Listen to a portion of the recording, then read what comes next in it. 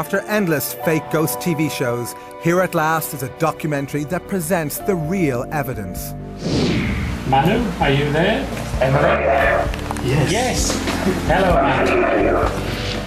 The experiments featured in this program have been described by the scientists who witnessed them as some of the best evidence for life after death ever. We had 1,000 hours of continuous communication with the spirit world. Be quiet, be quiet, be quiet.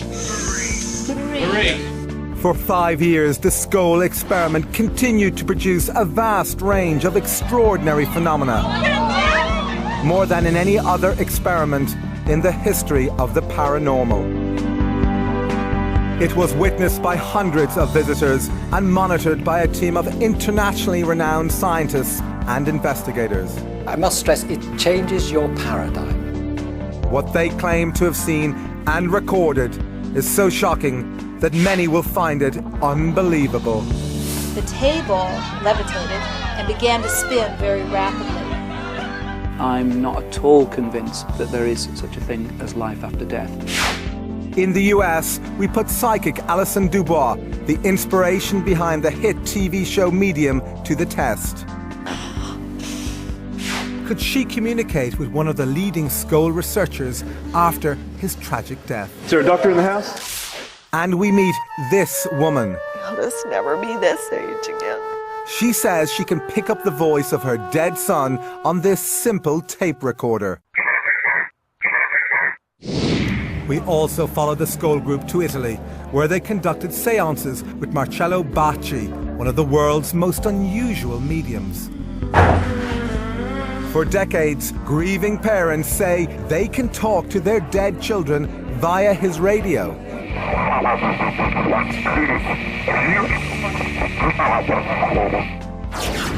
Although the experiments featured in this program provide scientific evidence for the possibility of life after death, most of the public know nothing about them. This is the first time both the Scole group and Bacci have allowed their work to be shown together in a TV documentary. There has, in my view, never been anything like that at all, ever.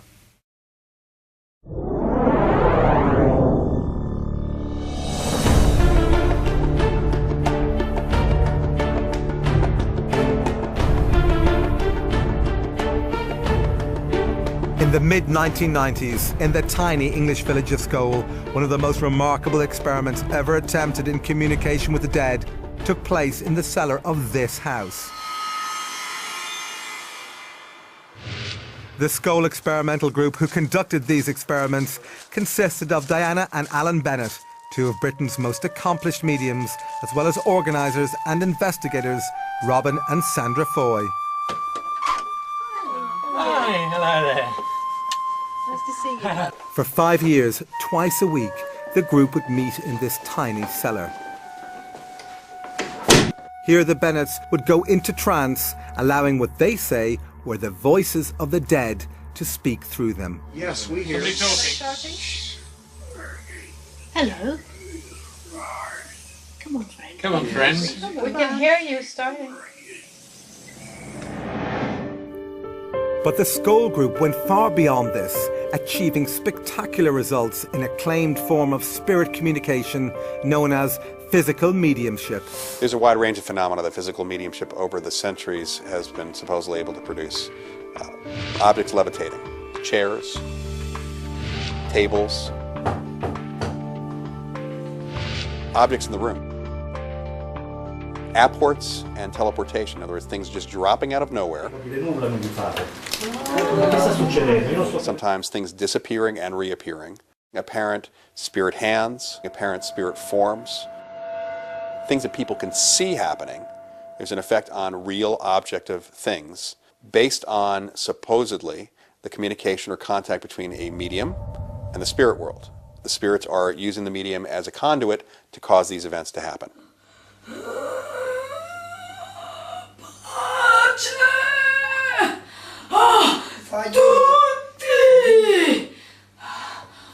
Physical mediumship is entirely different from mental mediumship because everybody that's present at the time can witness what's happening. Such as if a voice comes from mid-air, everybody can hear and converse with the voice. Very nice of you to have us here. If a spirit person manifests, everybody can see what happens.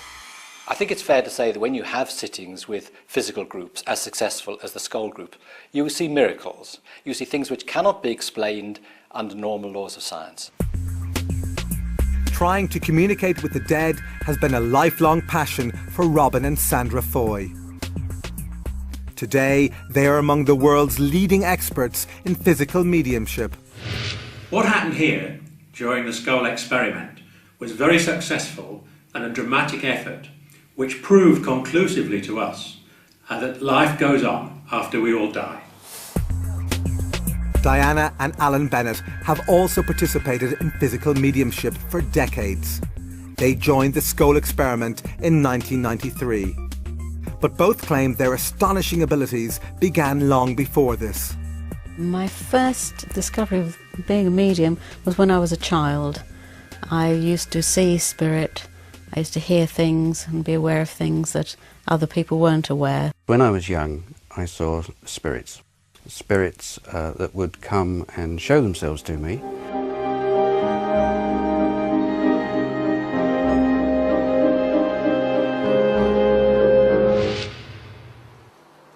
I think the greatest effort come from the spirit side.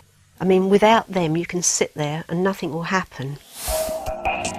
But a great deal did happen, more in fact than any other mediumship experiment ever conducted. And according to the Scole group, this success was due to the efforts of a group of deceased personalities on the other side.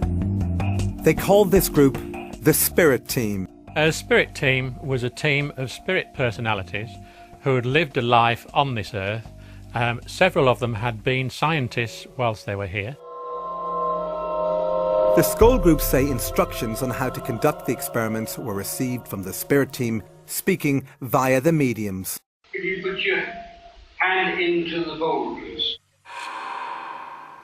Some of the initial experiments involved photography. These began conventionally enough, with the Foys being told to load a film into a camera and place it on the table. But after this, things began to get very strange. We heard the camera moving round over our heads, clicking and being wound on by spirit. In total darkness, so that in reality, nothing should have showed up on the film. But when the film was developed, there were amazing pictures.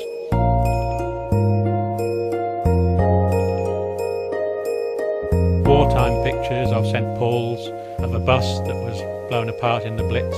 Quite amazing stuff.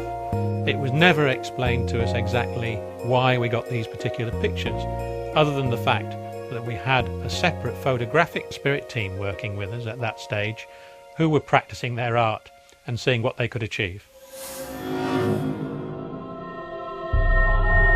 Some films contained images of faces, including human faces, in various stages of formation. There were a series that appeared to represent bubbles and various other things coming together, partial faces, etc.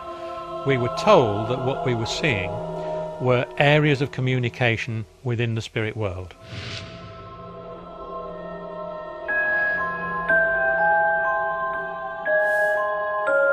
The Scole group believed these faces were images of deceased people, which were somehow projected from the other side. To them, this theory was confirmed with the appearance on another Scole film of this blurry profile. Communicators through the mediums informed them that it belonged to a man named Kingsley Fairbridge, who had died in 1924. We were put in touch in a very obscure way with his daughter, who was happy to agree that that was a picture of her father.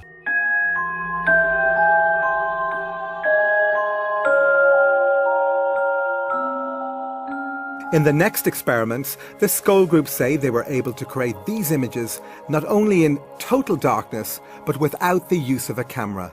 We were asked by the spirit team to put a totally unopened Polaroid 35mm film just in its plastic container. If the spirit team felt that they'd achieved a result, we were asked to develop it. This could be done immediately in a special processing machine. You can imagine our surprise when we brought this film up, they'd never been opened, put it through the processor and viewed it, and there was images and faces and writing. How do you explain it was there, you know? In order to counter accusations that they faked these images, the group invited independent investigators to select the films. I checked the box, which was factory sealed, identifiable by the glue marks.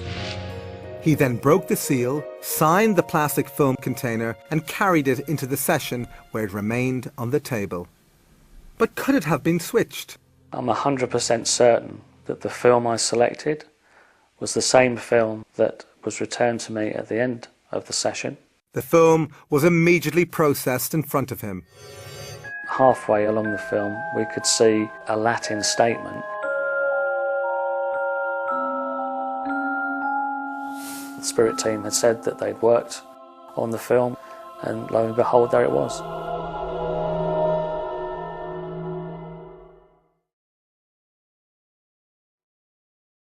Do I believe in an afterlife? Yes, I do, completely. I had an experience where I met a medium on the street and she described my great-grandparents, my grandparents, my great-aunt, who have all passed away, their names, the way that they died, and told me that they were all around me and walking with me and never really have left me or never really leave any of us. So, completely believe in that.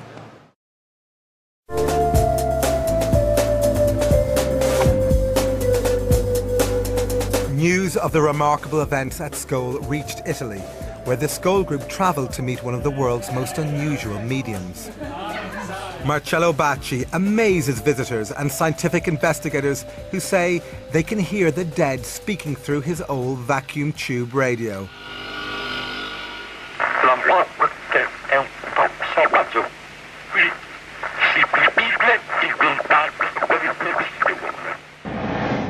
This extremely rare form of mediumship is also called direct radio voice, or DRV, and is virtually unknown to the public. With it, experimenters believe that two-way conversations with the dead are possible. But could the Scole group communicate through Bacci's radio? Manu, are you there?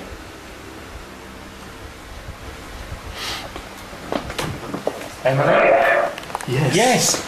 Hello, Manu. Thank you, Manu. After this, scientist Harry Oldfield, a colleague of the Scole group, attempts further communication. We would like to ask the question of the appearance of your space. I can't really answer that. Can you tell something about Scole? Did I appear to be aware of what you're doing in direct contact with them? Thank you. Will the work progress? Certainly. Thank you. This is what I needed to know. Experts say that Bacci's ability to invite the spirits to speak through his radio is usually so reliable he conducts regular sessions. This seems highly improbable, but these grieving parents don't think so. The walls are littered with pictures of dead loved ones.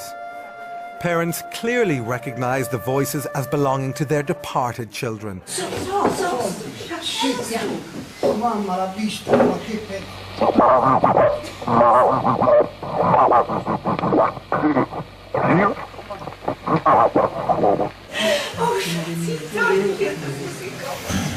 Io sono certa che è mio figlio, così come le altre mamme, perché i ragazzi quando si presentano prima chiamano la mamma, il nome della mamma e poi il loro nome. A parte poi che la voce è quella di mio figlio, l'ho già detto, quindi è inutile che lo ridica. Da non dimenticare, tuo figlio, ti do spettato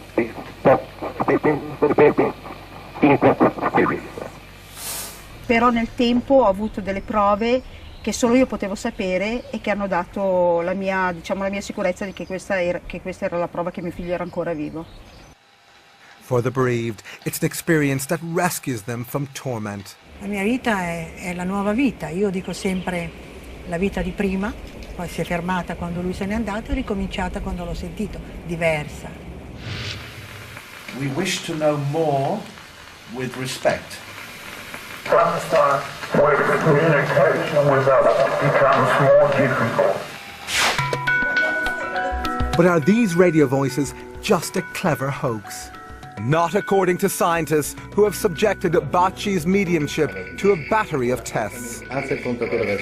One of the leading Italian investigators is Paolo Presi, and his colleagues from Il Laboratorio, an organisation that uses the most stringent methods of science to investigate paranormal claims. He is a medium. Surely is a medium because all happen when he is present on the experiments. Using software endorsed by the FBI, Il Laboratorio have conducted voice print analysis. Like a fingerprint, a voice print is unique. It can therefore be used to determine someone's identity with near certainty. They compared voice prints from two audio samples. One was the voice of Chiara Lenzi, recorded before she died. The other came out of Bacci's radio after her death and was clearly recognised by her father. The comparison produced a 97% match.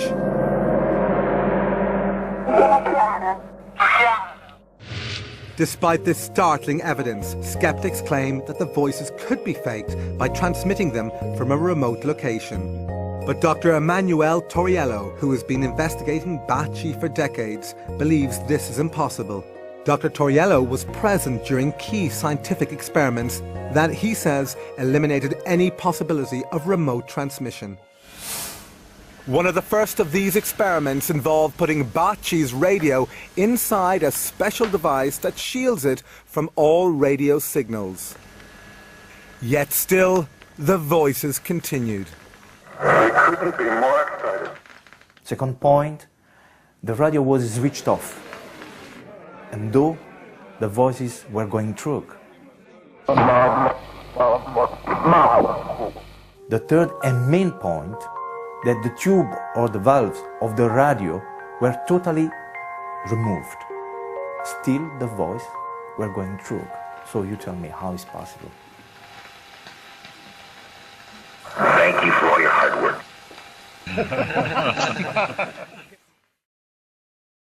Do you believe in the possibility of life after death? No, I believe in a long, long sleep, baby. Back at Scole, the phenomena were continuing to progress. Nearly all of them took place in this tiny brick cellar, affectionately called the Scole hole. It was here that the two mediums would go into trance, allowing what they say were deceased personalities to take over their bodies. Hello. But just how difficult was it to summon the departed? I think possibly we sat about twice a week for a year before we really got anything significant happen, you know, just minor phenomena up to then. But the group's determination and patience paid off. By 1995, visitors were reporting that the Scole hole was alive with extraordinary phenomena.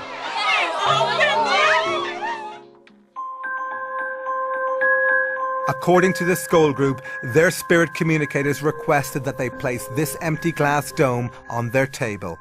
The glass dome was very important to the Scole work. Creative energy stored in the dome and was used by the spirit team to produce the phenomena that happened at Scole. In this remarkable photograph, the energy can actually be seen radiating out from the dome. But since these phenomena are so unusual, the group knew that without careful independent scrutiny, their experiments would be dismissed as fake.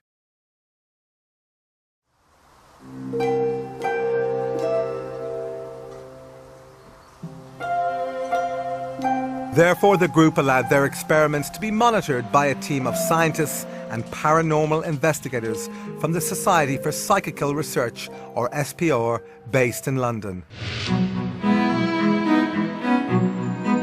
For over a century, the SPR has specialised in examining paranormal phenomena in an unbiased and scientific way. Among its members have been some of Britain's most accomplished scientists, including a dozen Nobel laureates. Its investigators have exposed many fake mediums. they are not easily fooled. One of the leading researchers into Scole was veteran SPR member Montague Keane. Initially, we were all pretty sceptical because what had been claimed seemed so way out. Another key researcher was Dr. Arthur Ellison, an emeritus professor of electrical engineering and a former president of the SPR. No scientist of any kind would ever say that anything could not possibly happen. The third principal investigator was research psychologist Dr. David Fontana. Professor Fontana is one of the world's most respected paranormal investigators. Paranormal is that mysterious area behind the seen and the known world. And since most of the world is unseen and unknown, and most of the world is full of mystery, for me it's a fascinating and absorbing area. To preclude the possibility of fraud, these scientists were allowed to inspect the cellar and all its contents before and after sessions. All participants had to empty their pockets and leave their belongings outside. The cellar had only one entrance, and this door was kept locked during all sessions. Despite these precautions, the incredible events at Scole continued unabated, and the SPR investigators reported what they saw in graphic terms. We saw coloured lights, we saw materializations, we had direct voices, that is, spirit voices talking from the air. We were touched by the spirits. We saw a whole range of phenomena which could not be mistaken by three investigators such as ourselves. In the spirit of openness, the Scole group allowed more investigators to scrutinize their sessions. These included leading scientists from several disciplines, even a professional magician. One of the scientists was the internationally renowned biologist and author, Dr. Rupert Sheldrake. Science has done very little to investigate the afterlife or reincarnation. Most materialists assume that both of them are impossible. So there's a kind of dogmatic denial by some scientists of the possibility of these things. But I wouldn't say that was a scientific understanding. I would say that was a dogmatic, ideologically motivated dismissal. The only way to have a scientific understanding is to do the research. We had a number of different professors of different disciplines to come, and sometimes they could test their expertise against the expertise on the other side. For example, Professor Archie Roy, who's an astronomer and specialises in the movement of celestial bodies, had a discussion with the other side about celestial mechanics. And he said afterwards that he thought there were only about half a dozen people in the country who would know exactly what they were talking about. Such evidence is gold dust to researchers, as it is unlikely to have been fabricated by the mediums who possess no academic training in this area. Although the scientists found this sort of evidence impressive, they still needed to eliminate any possibility of fraud taking place under the cover of darkness. Therefore, the Scole group devised several controls to help eliminate this possibility. One of these controls involved all participants wearing luminous wristbands. These bands were attached with Velcro, so they could not be removed without attracting attention. They also requested the use of night vision equipment. We persistently asked them to accept infrared cameras, and they said not yet. It would interfere with the energy in some way. So we had to accept this with great reluctance. We were told that this phenomena could be developed in the light, but if it were, it would take an awfully long time to produce, years and years, rather than a few months that it actually took us. Critics saw this insistence on darkness as an excuse to hide fraud, but participants to the Scole experiment were not always in total darkness. Oh, look at you!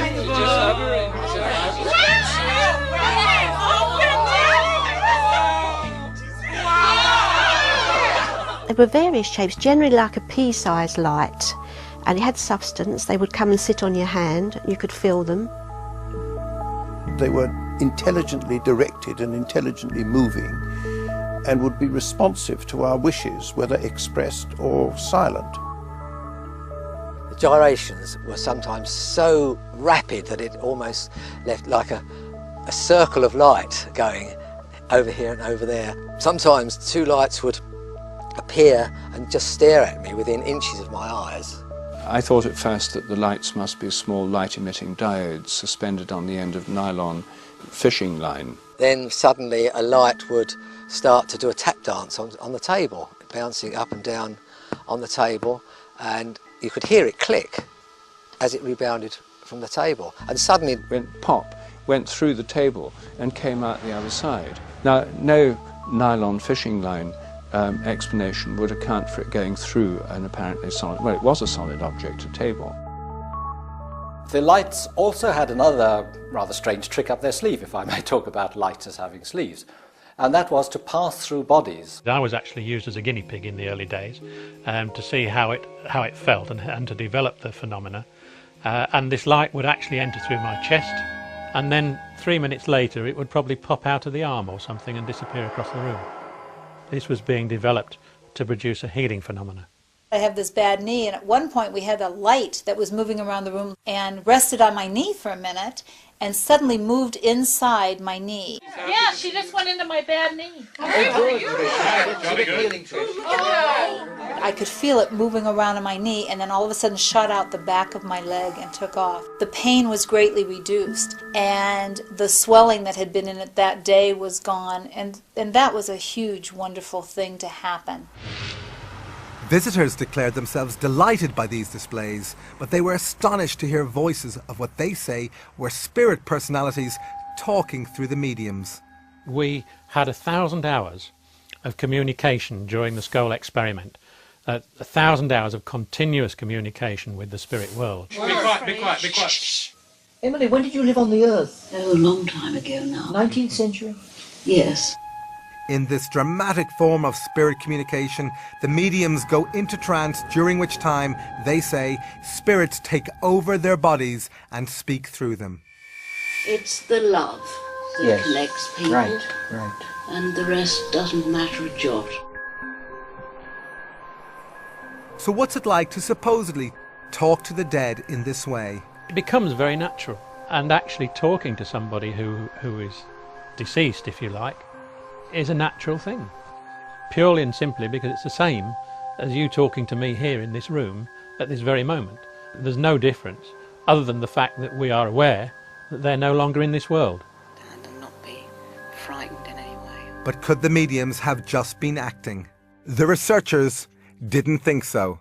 The voices were quite different from those of the mediums themselves, and the personalities behind the voices were not only quite different, but were very consistent. Even the accents were.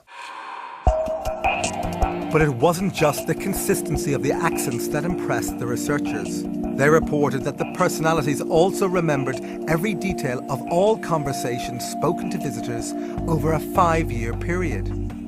Add to those skills the ability to read minds. This apparently occurred when a female spirit spoke to the group. She would tell us what was going to happen, she would comment on what we were doing, and sometimes what we were thinking. She would answer our questions quite frequently before we had actually asked them, which was quite embarrassing sometimes. Thank you for your warm appreciation of what we're trying to do. This communicator identified herself as the spirit of a Mrs. Emily Bradshaw. And Mrs. Bradshaw, who was a very commanding figure, a lady of the upper class Victorian or Edwardian lady, or she sounded like that.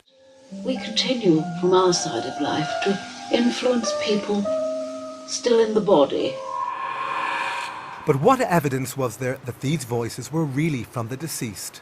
We knew that we were communicating with deceased personalities because a number of people who communicated with us were able to be identified by independent witnesses at the time who could testify as to them being people they knew, evidence which couldn't possibly have been known by anybody else.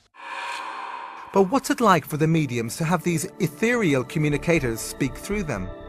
Those sensations become more and more intense and build up to a point where I feel the personality actually taking part of my senses over. I become more and more unaware of my own body and also more and more unaware of my own thoughts.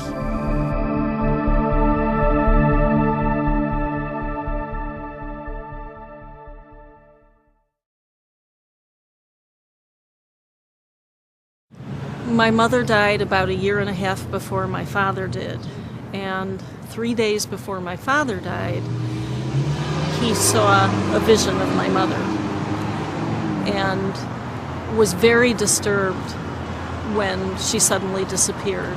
And I believe that his death coincided with that vision of her and wanting to see her again.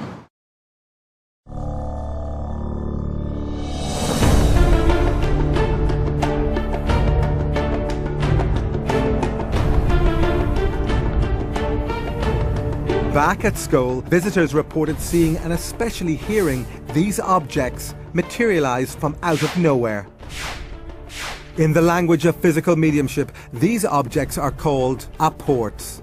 An apport is an object which is quite solid, which is brought from one location to another during an experimental session, but in so doing apparently passes through solid walls, doors, etc. Well, the total number of apports that we had during the experimental sessions was about 80 or even more. Whilst we were sitting here, this object would arrive, just materialise, and arrive on the table. But as it arrived, that's the sort of noise it would make. Despite the fact that witnesses heard a loud bang every time an apport arrived, no matter how small, skeptics have dismissed this phenomenon as objects merely thrown into the air. But the appearance of these apports are not so easy to explain away. These newspapers arrived in pristine condition, despite having originated in the 1940s. But who might have sent it to the Scole group, and why? The answer arrived, they say, when dead British medium Helen Duncan spoke to them via one of the mediums. During World War II, Duncan's life was ruined when she was arrested and imprisoned for practicing mediumship. As she described her ordeal to the group, this newspaper allegedly appeared out of nowhere. To their astonishment, displayed prominently on its front page was the story of Duncan's trial and conviction. I think she suffered greatly through her mediumship, and she was really coming to wish us well, and she bought the newspaper as a sign of a very turbulent time in her life. The scientists knew that an old newspaper could easily be copied and printed onto modern paper, so Montague Keane had the suspect newspaper analysed.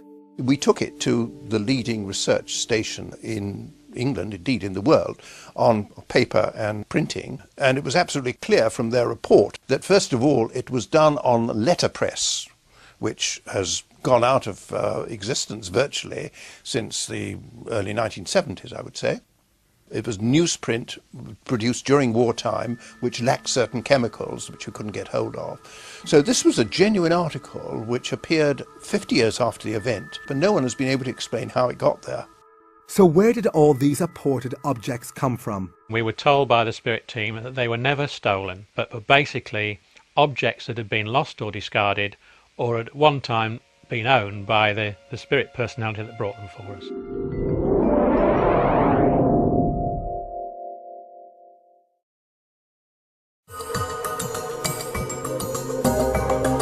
Back in Italy, we were given unique access to film one of Bacci's private seances.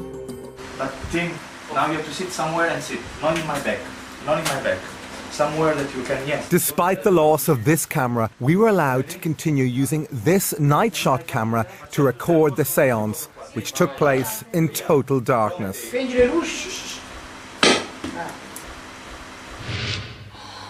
As the seance progressed, the medium went into trance.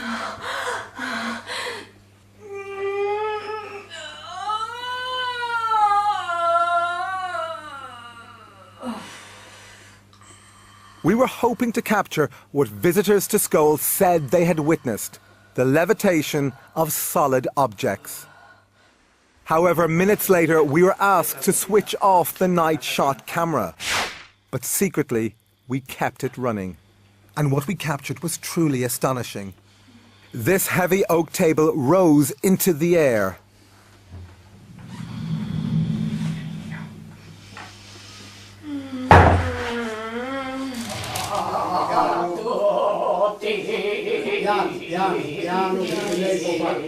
But levitations were not the only phenomena we witnessed during these seances. Like the Scole experiment, visitors to Bacci's centre say they have received apported objects. This woman is one of them. Questo è un apporto che ho ricevuto al centro Bacci. Al centro Bacci succedono spesso queste cose ed è incredibile. Uno potrebbe dire le hanno messi là, se lo sono inventati, ma non è così, perché chi l'ha vissuto sa che questo è vero. Once again, we were permitted to use night shot cameras in the hope of capturing the arrival of an apport. We were not disappointed. With the medium in trance, the camera crew were astonished when, out of nowhere, they felt these flowers falling on them. Nulla non mi fate.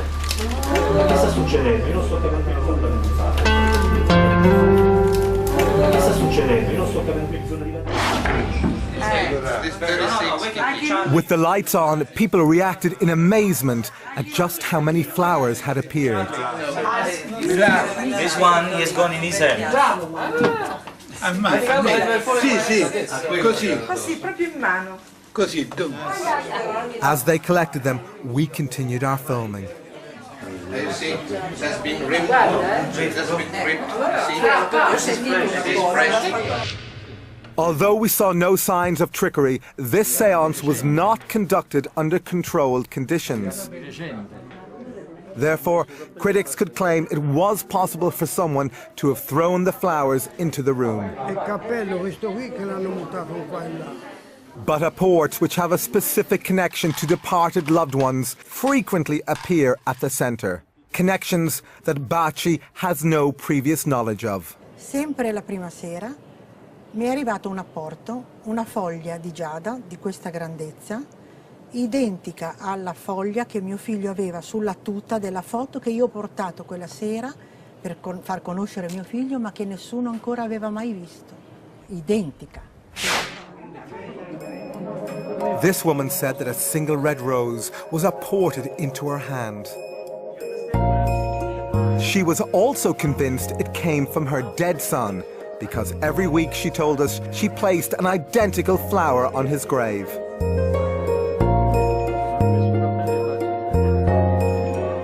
As impossible as it sounds, could this rose really have been sent from the other side?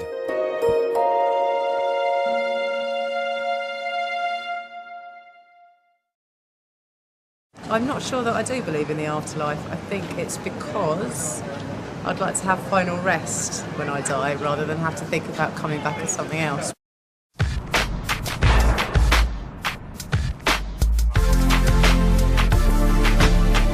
Back at Scole, the phenomena were continuing to progress. The scientists were about to experience something even more shocking. Another thing that happened was that a hand materialized and sort of glowed. And there was this disembodied hand floating around. When I told some of my friends about it, they said it sounded just like the Addams family. And I commented to the medium, I said, oh, I can see a disembodied hand. And she said, it's not disembodied. This was Mrs. Bradshaw, who was speaking through one of the mediums. And I said, you mean there's an invisible body attached? And she said, precisely. And then she said, would you like it to touch you? And I said, yes. So she said, well, ask it. So I said, hand, will you touch me? And so the hand went round behind me and it tapped me on the shoulder. But could these hands have been hoaxed? This visitor who felt the truncated length of a disembodied arm didn't think so. And I was so startled, I moved my hand and it traveled right up a sleeve. There was a sleeve, like a cotton sleeve, very much like this, right up to the shoulder, and then it just stopped. There was nothing beyond where the shoulder would have been. It was a really amazing experience. Oh, yes, yes, oh, yes. Yes, the hand. It's stretched to the fingers. Oh, I see, yes. Sometimes we would be touched by these hands. Sometimes we would invite them to touch us.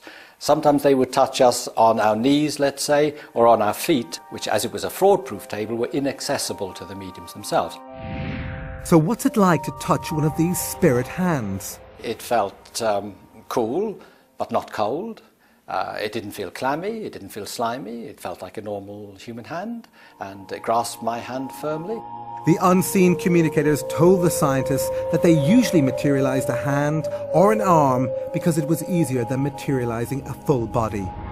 But some cases of full bodies being materialized were reported.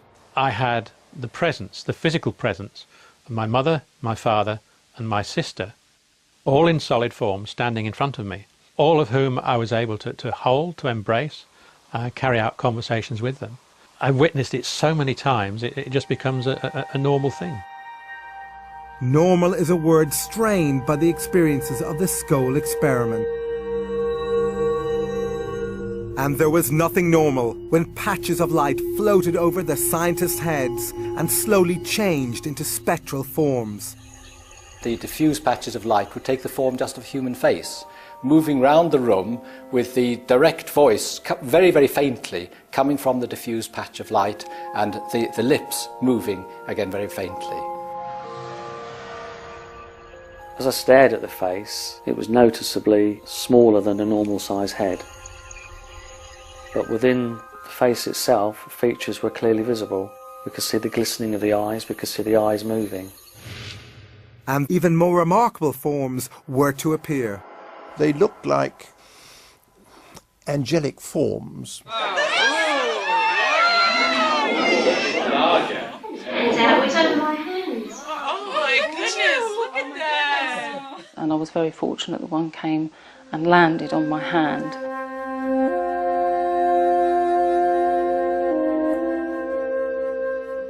And just the energy that you felt from it when it connected with you was a lovely experience, and it just felt like an overwhelming feeling of love. These were great experiences, you see. Again, I must stress, it changes your paradigm. You go in thinking none of this can be true, but after experience, after experience, after experience, it gradually dawns on you, hey, there's something going on here that we can't explain by normal scientific laws, but which nevertheless exists.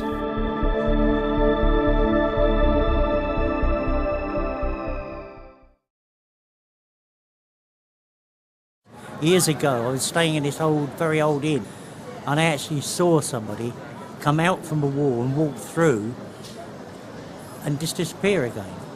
And I just believe there are people that are trapped between here and the next world.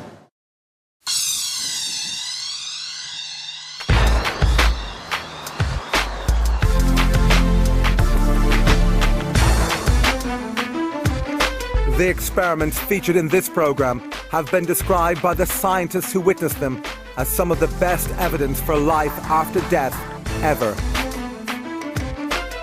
After 2 years of intense effort, the Scole experiment began to produce more phenomena than in any mediumship experiment in the history of the paranormal. Their initial claims were that they were in contact with a group of deceased entities who were producing, with their help, a number of pictures of either deceased persons or strips of films, which they claimed to be produced without any cameras and in the dark. To eliminate any possibility of hoaxing, the scientists brought their own film and locked it in a specially designed security box. The box was held in the hands of the investigators so that no one could get at it. And then immediately afterwards, we would take it out of the box ourselves so that no one else touched it, and then develop it ourselves in a special machine. Despite all these precautions, the experiments continued to produce the incredible images seen here.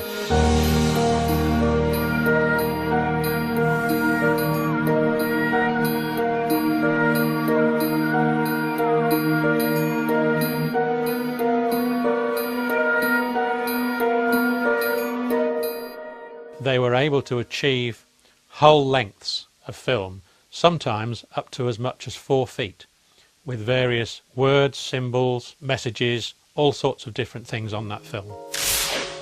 Other films contained poems in centuries-old German and fragments of Greek, Chinese, Hebrew, Latin, and even Sanskrit. The Scole group were ordinary people with no knowledge of these languages.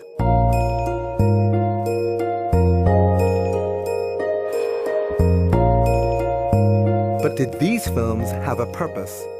If dead personalities were producing these images, why did they apparently design some of them as complex puzzles?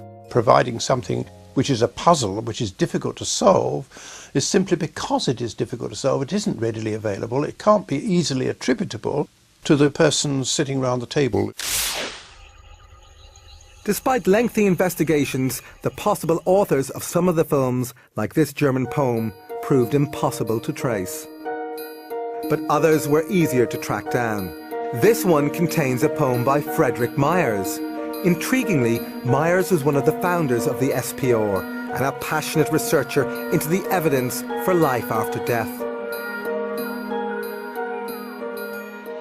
Before he died in 1901, he promised his colleagues at the SPR that he would try to communicate with them from the other side. Could this film actually represent evidence of the afterlife sent by one of its greatest investigators? Mostly the researchers were unclear as to who might have created these films. However, there were clues as to who the ghostly authors might be in the form of initials or signatures. For example, in this film, the signature appears to belong to the dead singer and actor Ivor Novello. This was received on one of the Scole films. Compare it to Novello's actual signature. Investigators say these images were created in total darkness. But how? I think that those pictures can be explained only by imagining that the spirits can project their recollections and images onto a film in some way we can't begin to understand. The only alternative explanation is they are all fakes, and I don't believe that there's evidence that that is the case. Although the mechanism for their creation remains a mystery, investigators concluded they were unique. As far as the photographic evidence is concerned at Scole, the strips of film, there has, in my view, never been anything like that at all, ever. As far as I'm aware, I don't think there is any scientific evidence for life after death.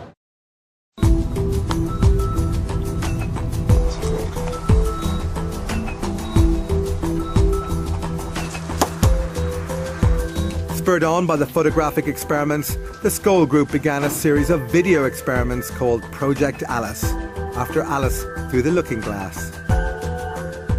Their ambition was nothing less than to try and capture moving images sent from the spirit world. The Scole group insists that instructions on how to position the camera and mirrors came from their spirit communicators. They were told to set up a video camera in the dark cellar, aim it at a pair of mirrors so that it could only film its own viewfinder.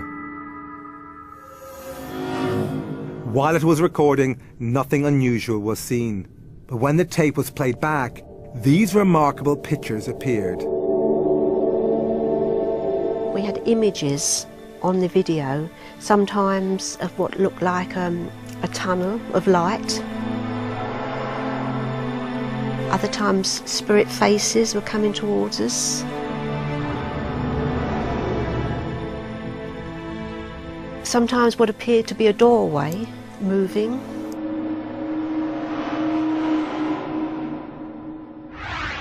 Skeptics claim these images were created by video feedback, occurring when a camera records its own output.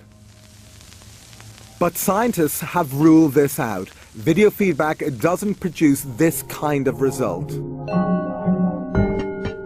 As to what these extraordinary pictures represent, we can only guess, since their meaning was never explained to the Scole group. This video, also totally unexplained, appears to be a ghostly face with moving eyes. Later, a few video experiments were attempted in full light. Again, nothing unusual was seen during the recording. However, on playback, this unworldly figure appeared.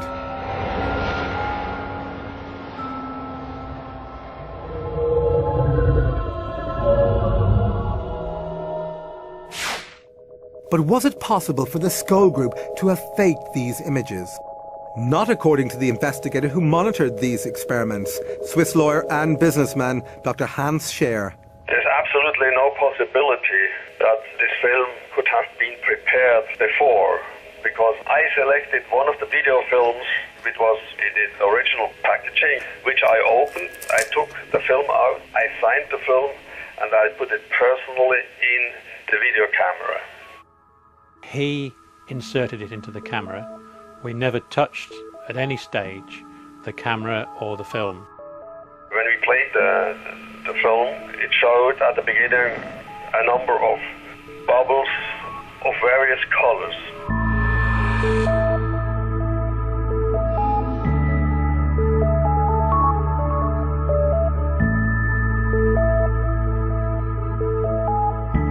But there was one particular bubble on there in which the face of a person appeared, and it was a man with spectacles. Although Dr. Scher did not recognize this face, the Scole group thought it might have belonged to someone who was trying to communicate with him from the afterlife.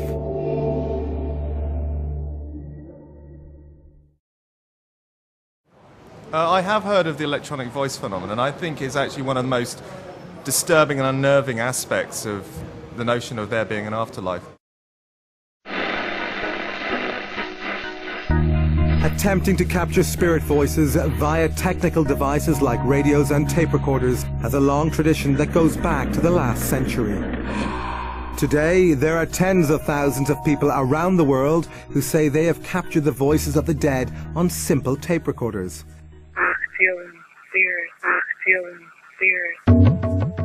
This is known as the electronic voice phenomena, or EVP, and was recently popularized in the Hollywood blockbuster White Noise.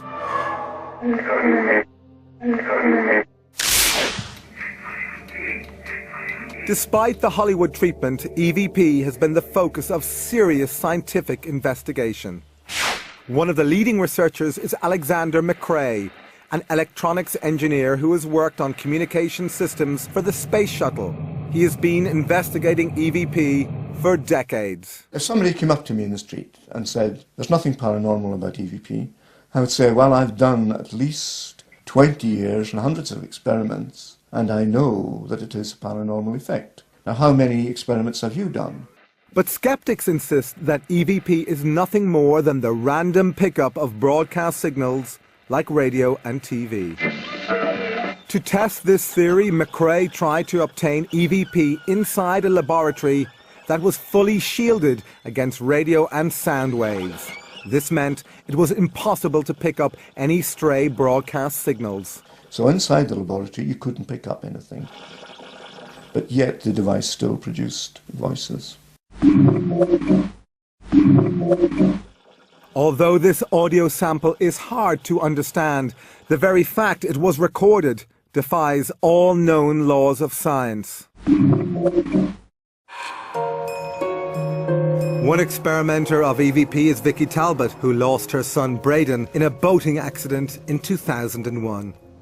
Okay, I'm coming down into Wildcat Cove right now, which is the cove that my son departed from and did not return. Ever since then, she says she can record and recognize his voice using this digital recorder. Well, that's Braden. What has really convinced me is the way he speaks, the stress, the intonation. Sometimes he sounds exactly as he did in life. Happy New Year. He will use certain phrases that we used to use. He will say certain things that will identify himself as the person that he was in life. I am convinced, personally, that I am communicating with my son. Like visitors to Scole and to Bachi's centre, EVP practitioners find comfort in the belief that they can still communicate with loved ones. But even this conviction can't make up for the unbearable burden of losing a child. These just make me want to cry, just looking at him. I'll just never be this age again or do that again. What matters is the love that you have for your family. That's what really matters, and not to screw it up, and to remember they can be gone in a flash. You know, these other people, I feel so sorry for them because they have no way of communicating with those that they have lost. And they go around thinking, if only, if only, if only. I don't have to think that. And that's a good thing.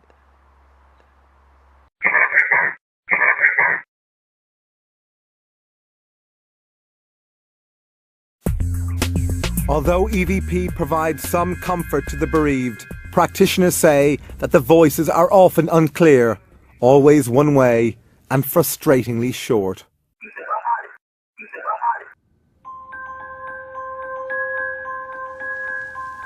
One way that we also communicated with spirit, and which was a very effective way, was by use of an ordinary, very cheap tape recorder whose amplifiers were used by the spirit team to carry on a two-way conversation with us. We inspected this machine and found it was completely normal. Earlier, its built-in microphone had been removed to eliminate the possibility of recording anything.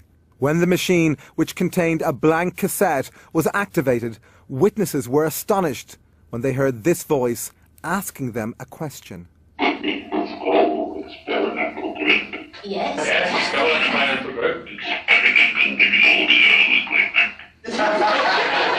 Experimenting with audio and Yes. historic moment it is. The Scole group say that their spirit communicators suggested ways of improving their experiments. For example, they told Professor Ellison, one of the SPR scientists, how to build a device for boosting communications via the tape recorder. But this information arrived in a very strange way.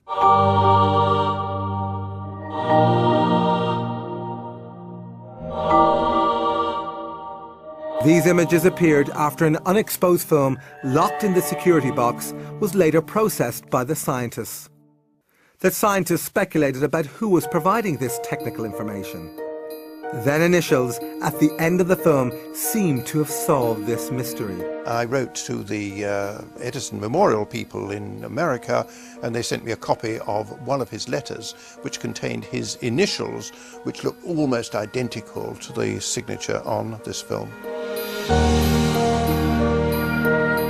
This matching set of initials convinced the researchers it was Thomas Edison providing this information.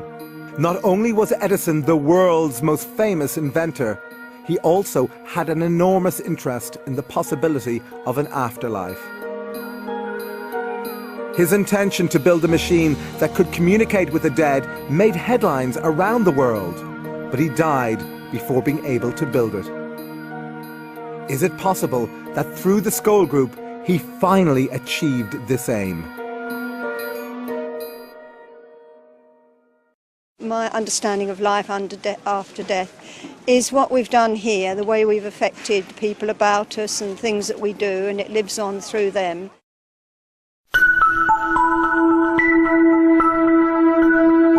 Spirit voices speaking through the mediums. Spirit communication written on sealed film in locked boxes. All these incredible phenomena. But could the scientists have been tricked? Skeptics are often unaware of the amount of experience and the amount of knowledge that goes into investigations of this kind. Between the three investigators, you could say we'd had 50 years and more. We know all the tricks. I don't see how it could be faked. It's impossible.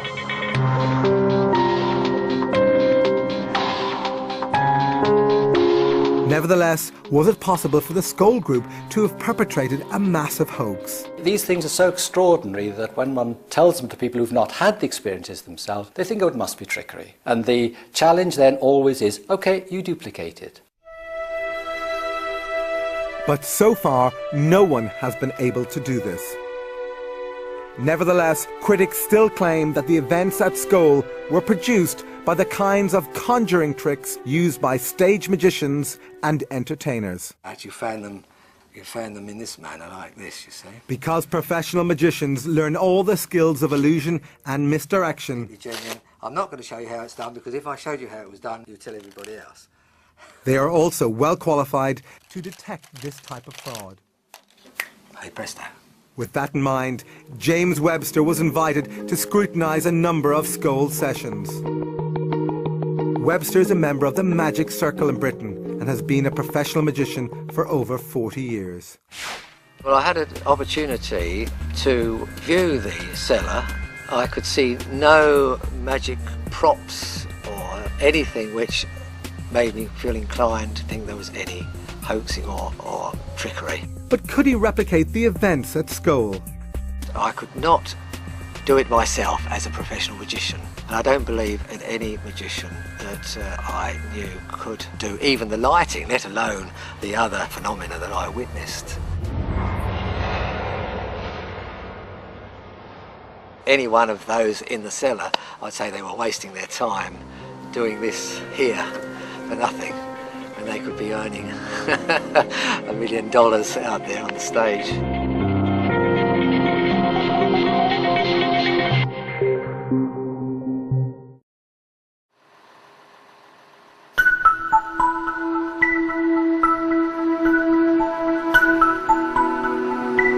In 1999, after an exhaustive 2-year investigation, the investigators published their conclusions in the SPR's official proceedings. They were looking for evidence of a hoax. They sifted evidence for signs of fakery. But did they find it? If you take all the phenomena within the whole of the Scole experiment over 2 years while we were there, I would say that the possibility of fraud and faking was nil. Although the Scole report includes theoretical discussions about how individual phenomena might have been faked, the chief investigators concluded that events at Scole cannot be explained either by known scientific laws or by trickery. But psychology professor Chris French, the co-editor of Skeptic magazine, remains unconvinced. There's lots of claimed evidence for life after death, coming from lots of different sources. The debate should be about the quality of the evidence. At the moment, on the basis of the available evidence, I'm not at all convinced that there is such a thing as life after death. I think the skeptics regard the possibility of the survival of human consciousness as inherently so impossible that anyone must be rather crazy to believe it. But when you look at the evidence, you have to ask yourself whether you'd be even more crazy not to believe it, or to find some alternative explanation which makes any sort of sense. And I haven't found one.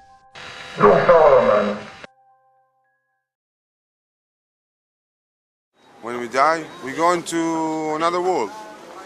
A lot of worlds. 3,665 worlds. Because I read it in the Bible.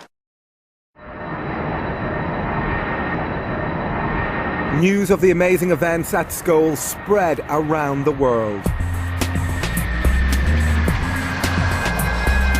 In 1997, they were invited to hold sessions in 4 European countries and the United States. Some of the most successful sessions occurred in the Los Angeles home of Brian Hurst. We wanted to see whether it could also take place so many thousands of miles away from Scole, here in Southern California. Hurst's converted garage was the venue for 8 sessions. As many as 30 people attended each one. Oh, hi! Hello, Cynthia. Hi, nice how to are see you? Great. Before each session, investigators carefully inspected the room. Many people went in at different times before the sessions, and there was no paraphernalia, there was nothing hidden there at all. Despite being interviewed a decade after the Scole experiment, these witnesses are still profoundly moved by what they saw. There was so much phenomena going on, it was really overwhelming. As with most sessions, visitors began by sitting quietly in total darkness. Then they started hearing the voices of the spirit team speaking through the mediums. Be quiet, be quiet, be quiet. Marie. Then the darkened room burst into life. Did that call? Look at that. That is awesome. Wow. It's like a firefly. It's like fireworks. Wow. And then it would go up to the rafters of the garage and come down and thunk hard like a big rock hitting the table and then disappear. Just gone through the table. As well as these amazing balls of light, furniture in the room began to move. We had a table in the center of the room that had crystals on it. It's moving. The table is indeed levitating. The table levitated, was turned on its side and began to spin very rapidly. The crystals never fell off. Even if there hadn't been crystals on the table, it would have been impossible to have turned the table sideways and rotated it with the speed at which it rotated. And we could see this because there were luminescent strips on the table. And it began to spin around actually so rapidly it almost looked like a pinwheel. As well as familiar spirit communicators, other voices the group say belong to dead relatives also attempted to communicate. We're several Someone for Shirley. Yes? Sure, Dad? Speak to him. Hi, Dad. I really do feel that my dad came and he was the one who put his hands on my shoulders. Oh. The way we were situated in the room, my chair was right up against a wall, and there was no way another person could be behind me. Then another hand appeared in front of them. But who did it belong to? There was a particular communicator called Reg Lawrence, who was an engineer in his lifetime and who became very expert at producing voices from midair. Oh, hello, Reg. Hello, Brian. Very nice of you to have us here. He just touched my hand. Oh, yes. He's stroking it. It's slightly cold, but it's flesh. He's shaking my hand. Oh my God. Rex, you've made my ear. You made mine. As usual, Lawrence did not communicate through the mediums. Instead, the group could hear his voice projected from different parts of the room. Some of the voices were moving around the room, even high up in the rafter area, that somebody would have had to climb up on a ladder to get up there, and there's no way that was happening. The spirit team also came to be regarded as healers by the participants. Has it gone inside you, that light? It's in my chest right now. So it's right there around my heart, and I have a little bit of a heart problem. I was diagnosed with cancer, and a very fast-moving, dangerous cancer. I sat with Scole, and probably 2 to 3 weeks later, I had biopsies again, and they came back completely negative. All of the visitors attending the LA session said the experience changed their lives forever. When you walk out of that room, you definitely feel like you've been exposed to something very extraordinary. We actually saw the spirits. And that's got to be positive evidence for survival. We do live on after death. They certainly proved that to us that night. Being survived in Auschwitz, and also my parents were killed in Auschwitz, including my 11-year-old brother, who was killed on arrival with my parents, and I just cannot accept it that that should be the end of them.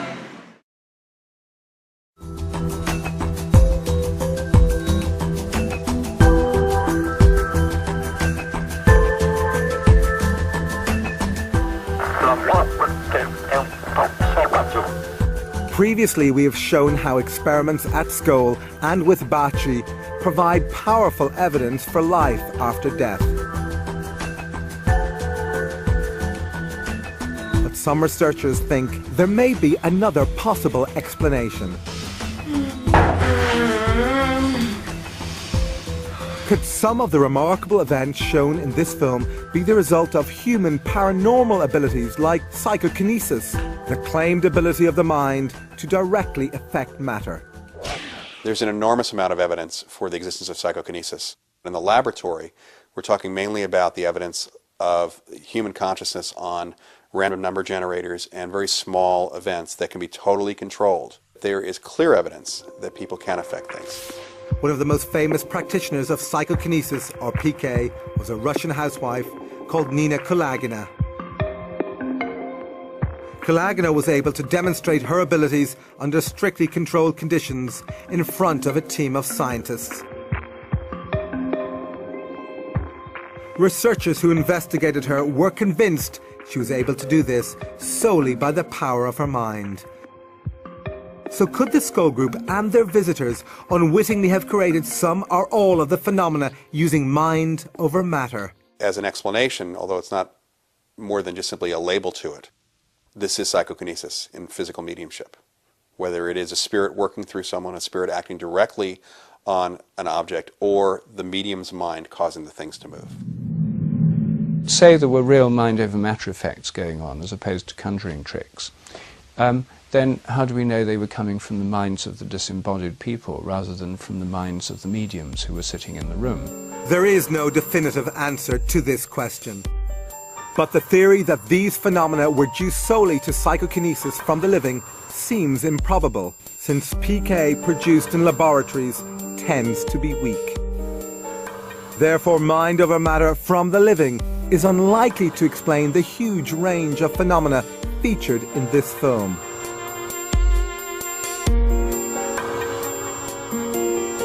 Emily, when did you live on the Earth? Oh, a long time ago now. 19th century? Yes. We simply have a number of clues of information which was extremely unlikely to have derived from the subconscious mind or the conscious mind of the medium.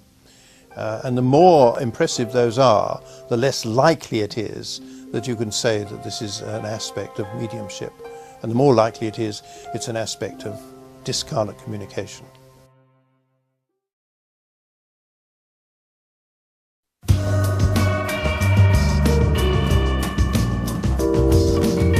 Previously, we travelled with the Scole group to Italy, where they first met with Marcello Bacci. They say they were able to talk to the spirits via his radio. Come on, who's this? Come on here. Time stream. But when the Scole group visited Bacci in a later session, he was having problems. For months, hundreds of people who came from around the world in the hope of hearing their dead loved ones were bitterly disappointed. All they heard was static. Bacci was depressed. He feared he had lost his unique talent. Then, in an extraordinary piece of luck, as our cameras rolled in an interview with Bacci, the radio, which had been silent for so long, burst into life.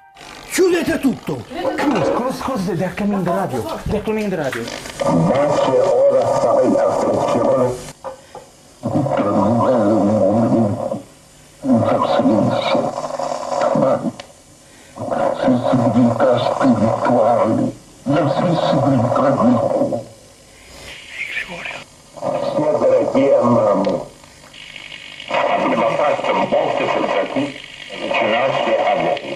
Grazie Gregorio, però ci sono, vi prego, stasera sapete. Bacci's drought was over. When the radio voice stopped, there was celebration. Mamma mia, mamma mia che gli hanno detto. Bacci felt he'd regained his ability to communicate with the spirits. But then joy turned to disappointment as he thought he had failed to record the voice. Madonna, non è partito. No!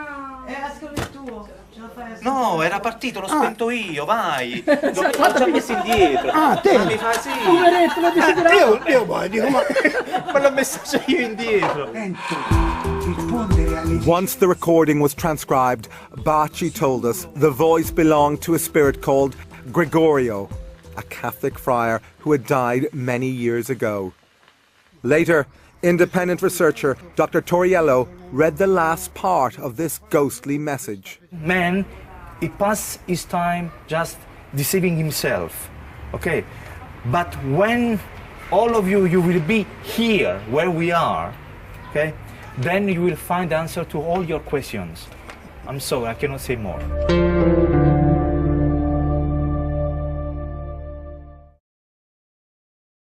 We do look down on our friends and loved ones after we die until such time as we move on to some other dimension. I think you can think what you like, really.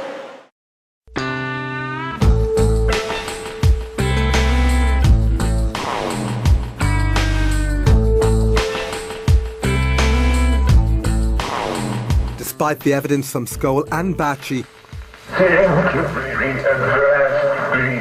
most scientists still refuse to even consider the possibility that consciousness might survive death. Dr. Rupert Sheldrake, the internationally renowned biologist and Scole investigator, offers an explanation. There's a dominant materialism in science that grew up in the 19th century. It's become part of the culture of science, but it's really a dogmatic belief system rather than a testable theory. What this means is that scientists have become completely focused on the things they can both measure and replicate in labs. Within science, based on a materialist point of view, the mind is the brain. So anything that suggests the mind might be more than the brain goes against the theory, and therefore most scientists don't want to know about it.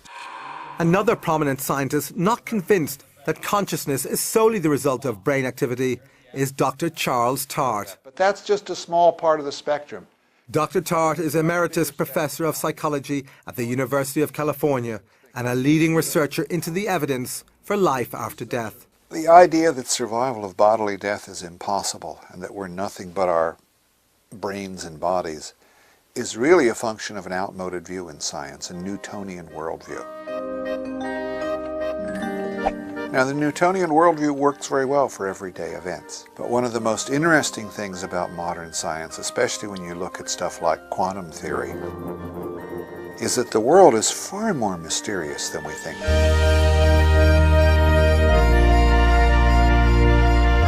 And we now have experimental evidence of what Einstein called spooky action at a distance, that we can instantaneously affect something in a distant part of the universe. That's really wild. If consciousness has any of the qualities of this quantum level of existence, then phenomena like survival of bodily death are probably not so mysterious after all.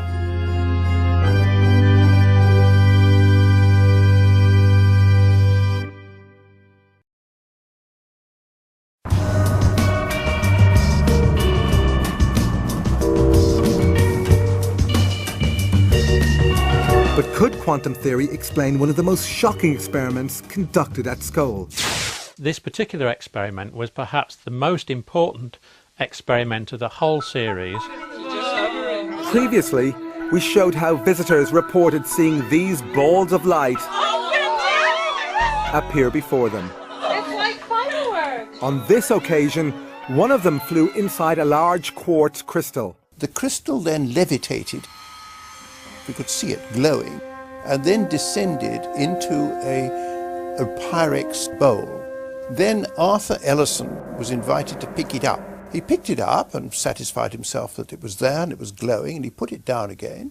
He was asked right away to pick it up again. He tried to, and his fingers closed right over it. It had dematerialized. There's nothing there, yes, it looks the same, but there's nothing there. Then he was asked to pick it up again, and it rematerialized in his hand. Oh, I can feel the crystal now. Now this dumbfounded him. This is what finally convinced him that this was real, because it couldn't have been faked in any way. And he had his head right over the top of the bowl in order to ensure that no hand or no instrument could interfere with it. Of course, we were totally amazed by this. Things do not materialize and dematerialize. This is against all the laws of nature. We are trained scientists, of course. We know how the world behaves, and it doesn't behave like that. When you really think what we're experiencing now, that's amazing. Miracle, yes. But what does this remarkable demonstration tell us about what might happen after death? The spirit team told us that the experiment with the crystal in the bowl gave a good example of what happened when we die, in that the essence of the crystal remained even when the physical part of the crystal had been removed. Our bodies represent the physical part, but the essence of ourselves remains the same. This, if you like, can be termed the soul.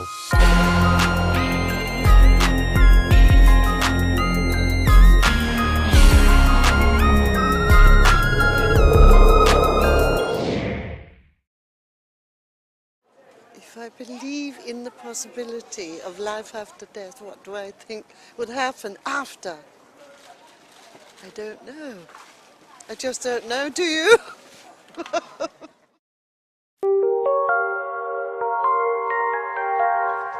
Well, I don't particularly want to have anything other than pure death, and I would rather not believe in survival, but I find it impossible to be intellectually honest and not believe in survival. Tragically, during the production of this film, Montague Keen died. But this gave us the opportunity of testing whether or not he actually got his wish for oblivion. This came in the form of Alison Dubois. Dubois has become one of the most famous mediums in the world after her abilities were dramatized in the hit TV show Medium. That's huge. When things come through that strong, Huge. I can't get out. We visited the University of Arizona, where scientists were testing the abilities of America's top mediums. Here we challenged Alison Dubois to contact the spirit of Montague Keen. It's not the same as when you're alive. She was able to conduct her mediumship in full light, in front of the camera, with two researchers seated behind, asking questions. Do you have any idea who this person is? Dubois wasn't given any information about Keen. The only thing she was told was the first name of Keen's widow, Veronica. The fact that he gets to still be here around the people he loves is huge to him. Although many of Dubois' statements were vague, some were astonishingly accurate. He went down at a podium, or no.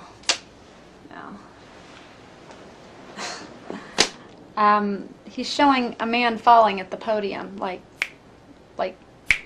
and falls, and he goes down at the podium. Okay. This is important. It's like an assembly. On the night of his death, Keen was taking part in a debate at the Royal Society of Arts in London. While defending his position, his voice faltered mid-sentence, and he died. These things I'm just spent 3 years.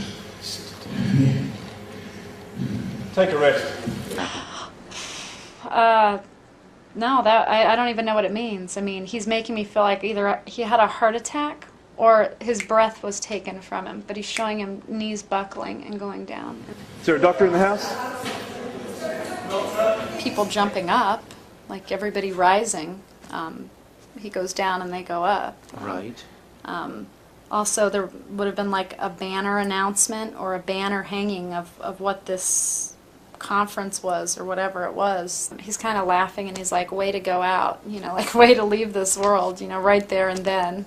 Dubois stated that Keen is now as interested in communicating with the living as he once was in talking to the dead. To try and understand better, like to understand the other side, what you guys are seeing that's right and what's not right, and almost to like try and help make that clearer. I do believe in an afterlife. I'm not sure what that life will look like if we just go back into the source, but I just kind of live my life like we'll see when we get there.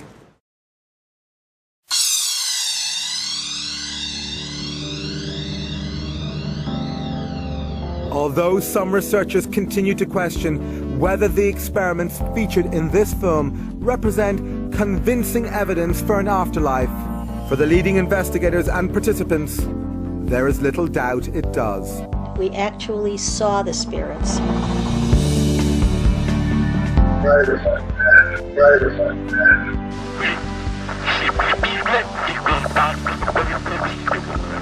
Emily, when did you live on the Earth? Oh, a long time ago now. 19th century? Yes. Come on here. I think we were pushing the barriers further than they'd ever been pushed before, and I think we just got to the stage where at that time we couldn't go any further. In 1998, after 5 years and 500 sessions, the Scole experiment finally came to an end. The Scole experiment may be over, but today, in Italy, grieving parents continue to report hearing the voices of their dead children on Baci's radio.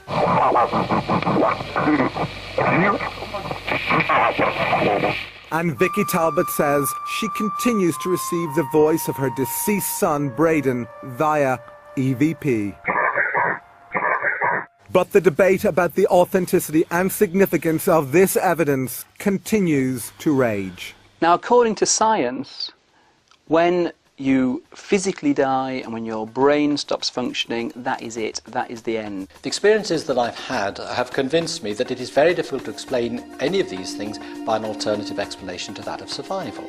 You're not going to win everybody. I mean, you're not going to be able to ever have everybody believe that there's another side. That's just not going to happen. I hope the significance of those experiments will literally be to make people think, to stop and think, and look at their own lives, to look at where they're going, perhaps to be better people.